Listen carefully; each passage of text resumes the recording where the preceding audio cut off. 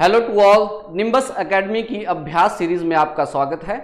इस particular video में हम 3 इंपॉर्टेंट सेगमेंट्स के ऊपर बात करेंगे, यानी कि साइंस के जो इम्पोर्टेंस है आपके हिमाचल प्रदेश एडमिनिस्ट्रेटिव एग्जाम के लिए वो क्या है और कौन कौन से वो मेन की एरियाज रहते हैं जिन पे हम लोगों को फोकस करना होता है, यानी कि जो प्रोबेबिलिटी ऑफ क्वेश्चन होती है वहां से ज्यादा रहती है। और फिर एक ट्रेंड देखेंगे और उसके साथ साथ जो है हम लोग लास्ट ईयर में जो कुछ एक इंपॉर्टेंट क्वेश्चन आए थे उनके बारे में डिस्कस करेंगे। तो बिना किसी देरी के स्टार्ट करते हैं।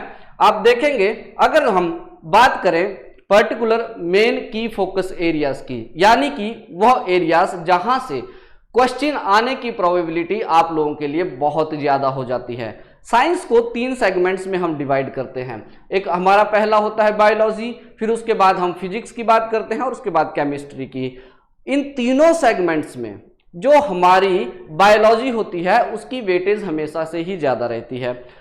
इस बायोलॉजी वाले सेक्शन में जो इंपॉर्टेंट एरियाज हैं जहां से क्वेश्चन आने की संभावना ज्यादा है वो हो जाते हैं माय डियर, आपके सामने स्क्रीन पे आपको दिख रहे होंगे the fundamental unit of life, यानी कि इसमें हम सेल की बात करेंगे, डिवीजन ऑफ सेल की बात करेंगे, उसके कंपोनेंट, ऐसी बहुत सी चीजें जो है इसमें रहती हैं, यहां से क्वेश्चन आता है। उसके बाद अगर हम बात करें टिश्यू, तो जो दूसरा हमारा सेगमेंट है वो टिश्यू बन जाता है। और उसके बाद जैसे हमारे पास डाइजेस्टिव सिस्टम हो गया, फिर हमारे पास रेस्पिरेटरी सिस्टम हो गया, then transportation system, excretion system. इस तरह से आप अगर हम बात करें तो हमारे पास 8 इंपॉर्टेंट एरियाज जो हैं वो यहाँ पे बनते हैं।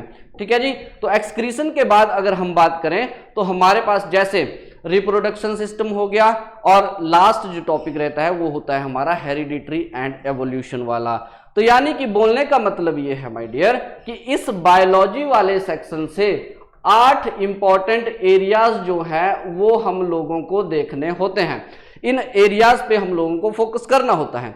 अनाउंस करना चाहूंगा कि इस अभ्यास सीरीज में हम लोग ऐसे ही हर एक सेक्शन के ऊपर जो है आप लोगों के लिए प्रैक्टिस क्वेश्चन लेके आएंगे, ताकि जो आपने एसडीएम बनने का सपना देखा है उसको हम लोग मिलके साकार कर सकें। वहीं बात करें अगर हम दूसरे सेगमेंट की, तो दूसरा सेगमेंट बायोलॉजी के बाद हमारा आता है फिजिक्स का। इस फिजिक्स में भी आप देखेंगे तो 7 से 8 इंपॉर्टेंट सेगमेंट्स जो है हमारे पास हम लोगों को देखने को मिलते हैं, जैसे कि लाइट हो गया, लाइट में रिफ्लेक्शन हो गया, रिफ्रैक्शन हो गया, मिरर हो गया, लेंसेज हो गया। उसके बाद आप देखेंगे तो यहाँ पे ह्यूमन आई हम लोगों को देखने को मिलेगा। ह्यूमन आई इसलिए फिजिक्स में रखा है क्योंकि ये भी एक लेंस का ही काम करता है, तो इसलिए हम इस पर्टिकुलर ये जो ह्यूमन आईज वाला जो सेगमेंट है इसको भी हम यहीं पे देखेंगे। यहां से भी क्वेश्चन आने की प्रोबेबिलिटी बहुत ज्यादा रहती है। उसके बाद अगर हम बात करें तो हमारे पास इलेक्ट्रिसिटी आ जाता है, फिर लॉ ऑफ मोशंस है, साउंड है, ग्रेविटेशन है, पावर, वर्क, इस तरह के कुछ एक इंपॉर्टेंट एरियाज हैं जहां से आपको क्वेश्चन पूछे जाते हैं। बढ़ते हैं आगे। उसके बाद फिजिक्स के बाद अगर हम देखें तो फिजिक्स के बाद हम लोगों के पास आता है केमिस्ट्री माय डियर।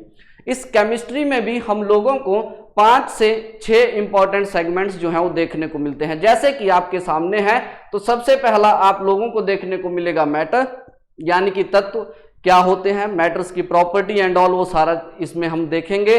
और उसके बाद एटम्स के ऊपर आपको क्वेश्चन जो है वो पूछता है। फिर उसके बाद हमारे पास मेटल एंड नॉन मेटल वाला सेगमेंट जो है वो देखने को मिलेगा।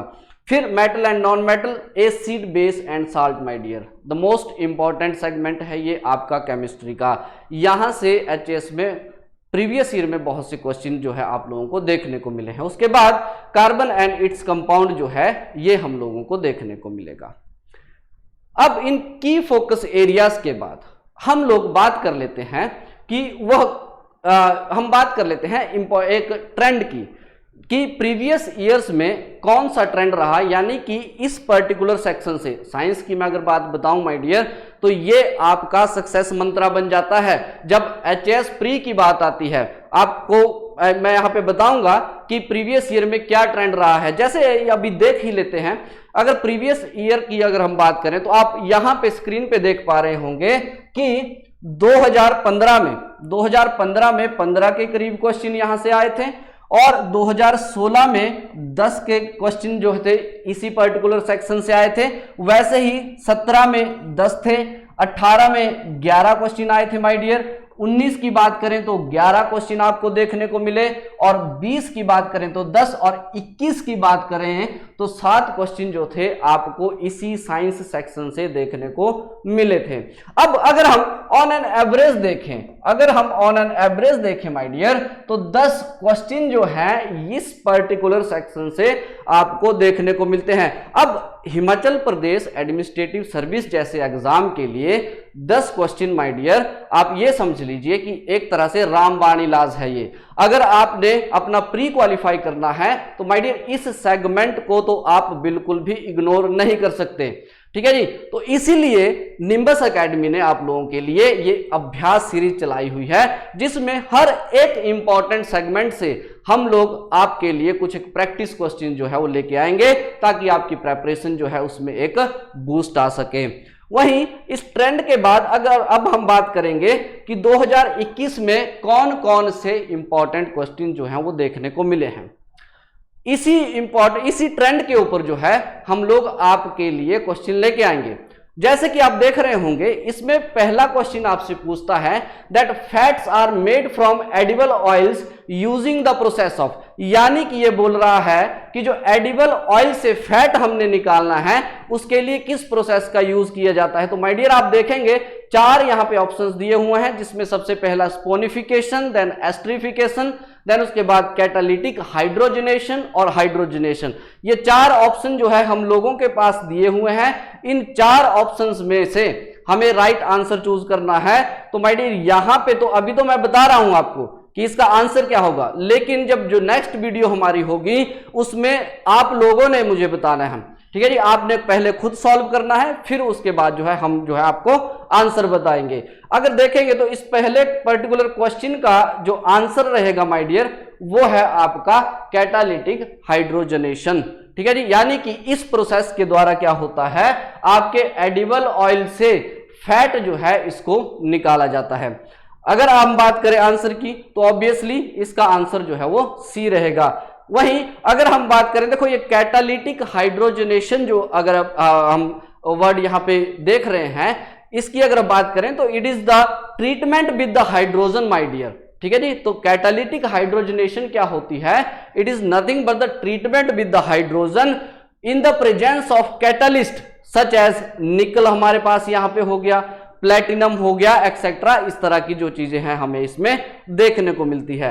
बढ़ते हैं दूसरे क्वेश्चन की तरफ। अगर हम बात करें दूसरे क्वेश्चन की, माय डियर ये क्वेश्चन भी आपको केमिस्ट्री से देखने को मिला। इसमें पूछा the most kidney stones are composed of, जो किडनी स्टोन्स होती हैं वो हमारी किस चीज की बनी हुई होती हैं। तो ऑप्शन में देखिएगा calcium carbonate, calcium oxalate, magnesium carbonate और मैग्नीशियम ऑक्जेलेट जो है आपको यहां पे ऑप्शन देखने को मिलेंगे। तो इसका जो राइट आंसर हो जाएगा माय डियर वो हमारा हो जाएगा कैल्शियम ऑक्जेलेट। अगर हम किडनी स्टोन्स की बात करें, जो कि यहां पे देखिए तो किडनी स्टोन की अगर बात करें तो ये कैल्शियम स्टोन होते हैं। देखिए ये बनते कैसे हैं माय डियर, जब हमारी किडनी के अंदर, यानी कि अब हम बात करें जब हमारे यूरिन के अंदर ऑक्जेलेट की जो मात्रा है वो ज्यादा हो जाए रेदर देन लिक्विड, तो उसके बाद ये क्रिस्टल बनने लग जाते हैं माय डियर, और उसी को हम फिर बाद में स्टोन कहते हैं। तो ये जो किडनी स्टोन्स हैं ये आपके बने होते हैं कैल्शियम ऑक्जेलेट के, ये आपने याद रखना है। उसके बाद बढ़ते हैं आगे। नेक्स्ट क्वेश्चन देखिए, तो 4 स्टेटमेंट्स दी हैं। ये बोलता है कि मैं 4 स्टेटमेंट आप लोगों के पास दी हुई हैं। अगर इन 4 स्टेटमेंट की बात और पूछता है इथेनॉल के बारे में, इथेनॉल के बारे में, ये भी केमिस्ट्री का क्वेश्चन, इथेनॉल से पूछता है कि आपने करेक्ट स्टेटमेंट बतानी है। 4 स्टेटमेंट हम लोगों को दी हुई हैं। पहली स्टेटमेंट आप देखिए कि बोलता है it is the main constituent of alcohol drink, ethanol के बारे में पूछ रहा है, ठीक है जी। दूसरी स्टेटमेंट बोलता है it is not a good solvent, ये एक अच्छा सॉल्वेंट नहीं है। तीसरी स्टेटमेंट में बोलता है that it is soluble in water in all proportion.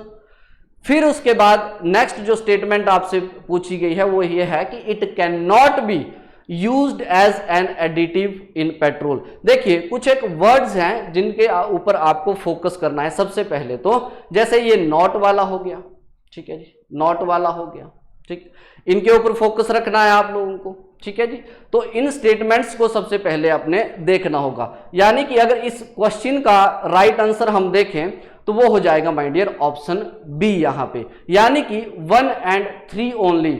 यहाँ पे 4 ऑप्शंस दिए हुए हैं, 1 and 3 ओनली जो है ये आपका राइट आंसर हो जाएगा। यहाँ पे 1 and 3 की बात करें तो ये बोलता है कि it is the main constituent of all alcohol drink. Ethanol के बारे में कुछ एक बातें देख लेते हैं। बोलता है इथेनॉल जो है ये एक ऑर्गेनिक कंपाउंड है माय डियर, ठीक है जी। और इथेनॉल और जो वाटर है, इथेनॉल और जो वाटर है माय डियर, ये हमारे मेन कॉन्स्टिट्यूएंट होते हैं most of the alcoholic drinks के लिए। और अगर हम बात करें तो इथेनॉल को माय डियर एक यूनिवर्सल सॉल्वेंट कहा जाता है। तो ऑब्वियस सी बात है यहाँ पे जो नॉट इन्होंने लगाया है तो वो गलत स्टेटमेंट हो जाएगी, ठीक है जी। और पेट्रोल में इसको एज ए एडिटिव भी हम लोग यूज कर सकते हैं, इवन कि हम प्योर इथेनॉल भी यूज कर सकते हैं, ठीक है। तो इस तरह से क्वेश्चन जो है आपके सामने ये है। आइए बढ़ते हैं आगे और देखते हैं नेक्स्ट क्वेश्चन। पूछ रहा है arrange the following electromagnetic waves according to the increasing frequency, यानी कि इलेक्ट्रोमैग्नेटिक वेव्स जो हमारे यहाँ पे होती हैं स्पेस में, जो इलेक्ट्रोमैग्नेटिक वेव्स होती हैं उनको हमने अरेंज करना है उनकी फ्रीक्वेंसी के अकॉर्डिंग, यानी कि इसमें देखना है कि सबसे कम फ्रीक्वेंसी किसकी है और फिर सबसे ज्यादा फ्रीक्वेंसी किसकी है, उस पर्टिकुलर ऑर्डर में हमने इनको अरेंज करना है। 4 ऑप्शन दिए हैं, gamma rays, X rays, radio waves और हमारे पास है माइक्रोवेव्स। ये 4 हमारे पास जो है रेज दी हुई हैं, वेव्स जो है माय डियर दी हुई हैं, और 4 जो है यहां पे हम लोगों को ऑप्शन दिए हुए हैं। तो हमने क्या करना है, इंक्रीजिंग फ्रीक्वेंसी के अकॉर्डिंग जो है इनको अरेंज करना है। तो देखिएगा ध्यान से, तो इसका जो राइट आंसर हो जाएगा वो हो जाएगा माय डियर ए, यानी कि बोलने का मतलब ये है, देखिए इस पिक्चर को ध्यान से देखिएगा, इस बोलने का मतलब ये है कि अगर हम फ्रीक्वेंसी की जब हम बात करते हैं तो माय डियर इस पर्टिकुलर पिक्चर से हमें ये पता चलता है कि जो रेडियो वेव्स होती हैं इनकी फ्रीक्वेंसी सबसे कम होती है और जो गामा रेज होती हैं इनकी फ्रीक्वेंसी सबसे ज्यादा होती है।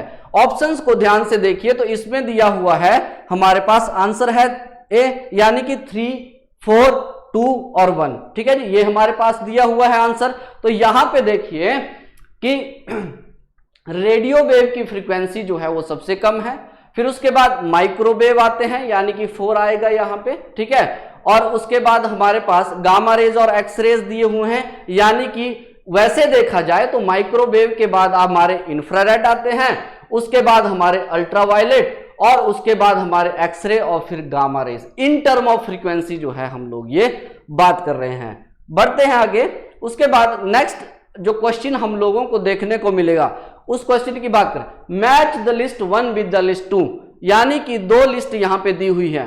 देखिए लिस्ट 1 में इन्होंने क्या दिया हुआ है, पहले तो ये देख लेते हैं। ये जो क्वेश्चन है माय डियर ये आपका पर्टिकुलर आया हुआ है जो हमारे एसिड बेस एंड साल्ट हैं, केमिस्ट्री का क्वेश्चन है ये भी। देखिए इस लिस्ट में हम लोगों को एसिड दिए हुए हैं और दूसरी लिस्ट में हम लोगों को उनका सोर्स दिया हुआ है, यानी कि जो एसिड हैं ये हमें कहां से प्राप्त होते हैं। तो अगर हम एसिड की लिस्ट को देखें तो 4 ऑप्शन मिलेंगे। पहला है ascorbic acid, then malic acid, उसके बाद फॉर्मिक एसिड और फिर 4th वन है हमारा टार्टेरिक एसिड। ये 4 एसिड दिए हैं और इनके सोर्सेज जो हैं वो हम लोगों को बताने हैं, तो मैच करना है इन सबको। तो अगर हम ध्यान से देखें तो माय डियर ये जो एस्कॉर्बिक एसिड है ये आपको मिलेगा ऑल साइट्रस फ्रूट्स में, यानी कि जितने भी हमारे फॉर एग्जाम्पल ऑरेंजेस हो गया, इस तरह के जो फ्रूट्स हैं हमारे साइट्रस फ्रूट्स जो है वहां से एस्कॉर्बिक मिलेगा। अगर हम बात करें इस मैलिक एसिड की तो मैलिक एसिड हमें एप्पल और ये जो पियर्स है इससे हमें प्राप्त होता है। और वहीं अगर हम बात करें फॉर्मिक एसिड की तो ये हमें आंट स्टिंग से मिलेगा, और अगर हम बात करें इस टार्टेरिक एसिड की तो ये हमें टैमरिड और ग्रेप से मिलेगा। यानी कि इस तरह से हम लोगों को क्या करना है, इस लिस्ट को मैच करना है, ठीक है जी। तो देखिएगा राइट आंसर यहां पे हो जाएगा माय डियर सी, ठीक है जी। तो राइट आंसर इस क्वेश्चन का हो जाएगा हमारा सी, ठीक है जी, ठीक है। बढ़ते हैं आगे, उसके बाद देखें नेक्स्ट जो क्वेश्चन हम लोगों को देखने को मिलेगा ये आई थिंक ओके यस, ये फिजिक्स से आपके लिए क्वेश्चन आया हुआ है। इस क्वेश्चन को अगर आप ध्यान से देखें तो ये हम लोगों को मिरर के बारे में पूछ रहा है। इन्होंने क्या बोला है यहाँ पे, 4 इन्होंने स्टेटमेंट दी है हमें, ठीक है जी, 4 स्टेटमेंट दे चुका है ये, और पूछता है कि आप लोगों को करेक्ट स्टेटमेंट यहाँ पे बतानी है। तो इस करेक्ट स्टेटमेंट आइए देख लेते हैं। बोलता है the concave mirror is diverging mirror, पहली स्टेटमेंट। दूसरा बोलता है कि ये जो कॉनकेव मिरर है माय डियर, ये जर्नली रियल और इन्वर्टेड इमेजेस फॉर्म करता है। कॉनकेव मिरर की बात हो रही है। तीसरी स्टेटमेंट बोलता है कि ये जो कन्वेक्स मिरर है ये एक तरह का कन्वर्जिंग मिरर है माय डियर, ठीक है जी, और जो इमेज फॉर्म की जाती है इस पर्टिकुलर कन्वेक्स मिरर के द्वारा वो आपकी वर्चुअल, इरेक्ट और डिमिनिश्ड, ये 3 वर्ड्स आपने देखने हैं, ठीक है जी। तो ये बोलता है कि convex mirror always virtual, erect और डिमिनिश्ड इमेज ही बनाते हैं। देखो इस क्वेश्चन को सॉल्व करने से पहले हम लोग जो है एक पर्टिकुलर चार्ट देख लेते हैं। देखिए उस चार्ट में हम लोगों को क्या देखने को मिलेगा, ठीक है, यहां पे देखो कनकेव मिरर को पहले देख लेते हैं। तो कनकेव मिरर में आपको एक चीज दिख रही होगी, ठीक है जी, कि इस कनकेव मिरर के अंदर आप देखेंगे ऑब्जेक्ट की पोजीशन कहीं भी हो, इसको हम डिटेल में देखेंगे, चाहे पोल पे हो, चाहे फोकस पे हो, चाहे फिर फोकस के ऊपर हो, चाहे फोकस और सेंटर ऑफ कर्वेचर के ऊपर हो। आप यहां पे नेचर ऑफ इमेज देखिए, नेचर ऑफ इमेज जो है इस पर्टिकुलर मिरर के लिए, कनकेव मिरर के लिए आपको क्या मिलेगा, इन्वर्टेड रियल, ठीक है जी। तो यानी कि बोलने का मतलब यह है कि जब आप इस पर्टिकुलर स्टेटमेंट को देखते हैं ठीक है जी, जब आप इस पर्टिकुलर स्टेटमेंट को देखते हैं तो यह बोलता है कि कनकेव मिरर जो है जनरली रियल और इन्वर्टेड इमेज जो है ये बनाते हैं। तो यानी कि दूसरी स्टेटमेंट यहां पे सही हो गई। अब 2 ऑप्शन है, 1 and 2 ओनली या फिर 2 and 4 ओनली, 2 ऑप्शन तो यहां से एलिमिनेट हो गए। फिर उसके बाद अगर हम बात करें आगे देखेंगे तो दूसरी एक पर्टिकुलर और इमेज जो है आपको यहां पे देखने को मिलेगी। दूसरी इमेज में देखते हैं, यहां पे माय डियर आप लोगों को कॉन्वेक्स मिरर जो है वो दिया हुआ है। इस कॉन्वेक्स मिरर में देखेंगे आप लोग पोजीशन ऑब्जेक्ट भी की कहीं भी हो, ठीक है जी, लेकिन इमेज जो है वो हमेशा वर्चुअल और इरेक्ट और साइज जो है वो डिमिनिश्ड आपको देखने को मिलता है। यानी कि अगर आप प्रीवियस जो क्वेश्चन है उसको अगर हम ध्यान से देखें यहां पे उस पर्टिकुलर क्वेश्चन में, तो जो स्टेटमेंट है कन्वेक्स मिरर के लिए, ठीक है जी, यानी कि कन्वेक्स मिरर के लिए जो स्टेटमेंट आप लोगों को दी हुई है उसमें क्या लिखा है, द वर्चुअल, इरेक्ट और डिमिनिश्ड, यानी कि इसमें जो 4th स्टेटमेंट है वो भी बिल्कुल सही है। तो आप देख सकते हैं यहां से हम बता सकते हैं कि इस पर्टिकुलर क्वेश्चन का राइट आंसर क्या है, 2 and 4 माय डियर, ठीक है जी। तो ये कुछ इंपॉर्टेंट क्वेश्चंस थे आप लोगों के लिए जो प्रीवियस ईयर में आए थे साइंस से। लेकिन बात यही खत्म नहीं होती। आपको बताना चाहूंगा माय डियर कि निम्बस एकेडमी ने जो अभ्यास सीरीज जो है स्टार्ट की है, उस अभ्यास सीरीज में मैं आप लोगों के लिए इंपॉर्टेंट सेगमेंट्स जो हमने अभी वीडियो में डिस्कस किए, उन सेगमेंट से मैं आप लोगों के लिए प्रैक्टिस क्वेश्चन जो है वो लेके आऊंगा, ठीक है जी। तो अपने, और दूसरा मैं बता दूं, देखिए एचएस के एग्जाम में आपको पता ही है ऑब्वियसली एनसीईआरटीज जो है वो वैसे ही रामबाण है, ठीक है जी, तो उनके बिना तो मुश्किल ही है वैसे। और साइंस का ये जो पर्टिकुलर साइंस का जो ये सेगमेंट है ये वैसे पूछा आपका एनसीईआरटी से जाता है, ठीक है जी। तो ये जो हमारे एमसीक्यूज रहेंगे इस अभ्यास सीरीज में वो आपके रहेंगे एनसीईआरटी बेस्ड, सो दैट कि जो हमारी तैयारी है माय डियर, आप लोगों की जो एसडीएम बनने का सपना है उसको हम लोग मिलके जो है वो पूरा कर सकें। तो इस वीडियो में इतना ही, जुड़े रहिएगा और निम्बस एकेडमी के ये जो हमारा ऑफिशियल पोर्टल है इसको सब्सक्राइब जरूर कीजिएगा और ज़्यादा से ज़्यादा वीडियो को शेयर कीजिएगा। Thank you so much, have a great day, thanks again.